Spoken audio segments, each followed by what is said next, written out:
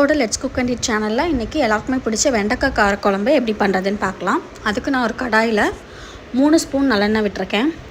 So நல்லெண்ணெய் கொஞ்சம் தாராளமாகவே விட்டுக்கலாம். மீதம் வர்ற எண்ணெயை வந்து நம்ம தாளிப்புக்கு யூஸ் பண்ணிக்கலாம். இதில் கட் பண்ணி வச்சுருக்கிற வெண்டைக்காவை சேர்த்துருக்கேன். நல்லா அந்த எண்ணெயிலே வந்து வதங்குற மாதிரி நம்ம நல்லா ஒரு 2 நிமிஷத்துலேருந்து 3 நிமிஷம் வதக்கி எடுத்துக்கலாம். வெண்டைக்காவை தனியாக ஒரு பிளேட்டில் மாற்றிட்டு அதே எண்ணெயில் தாளிப்புக்கு கடுகு உளுத்தம் போட்டு தாளிச்சிடலாம். கொஞ்சம் ஒரு கைப்பிடி சின்ன வெங்காயம் சேர்த்துக்கலாம்.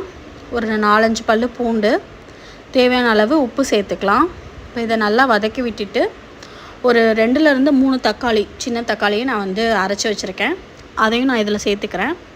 அப்புறம் 1 ஸ்பூன் மிளகாத்தூள், 1 ஸ்பூன் மல்லித்தூள், 1 ஸ்பூன் சாம்பார் பொடி சேர்த்துக்கலாம். இந்த சாம்பார் பொடியிலேயே எல்லாமே இருக்கும், மற்ற மசாலா ஐட்டம்ஸ்லாம்.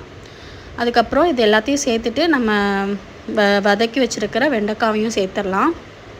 நம்ம கொஞ்சம் அதிகமான எண்ணெய் ஊற்றி வதக்கினதுனால வெண்டைக்காயில் அந்த வளவளப்பு தன்மை போயிடும்.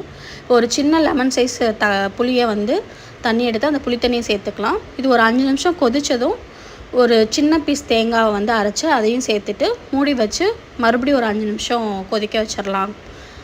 இப்போ அந்த தேங்காயில் அந்த வாடெல்லாம் போயிட்டு எண்ணெய் பிரிஞ்சு வந்திருக்கு. நம்மளோட ரொம்பவே சிம்பிளான சூப்பரான வெண்டைக்காய் காரக்குழம்பு ரொம்ப சிம்பிளாக ரெடி ஆகிடுச்சு. கண்டிப்பாக நீங்களும் இதே மெத்தடில் ட்ரை பண்ணி பாருங்கள், உங்களுக்கும் பிடிக்கும். இந்த வீடியோ உங்களுக்கு பிடிச்சிருந்தால் லெட்ஸ் குக் அண்ட் இட் சேனலை லைக் பண்ணுங்கள், ஷேர் பண்ணுங்கள், கமெண்ட் பண்ணுங்கள், கண்டிப்பாக சப்ஸ்கிரைப் பண்ணுங்கள். தேங்க்யூ.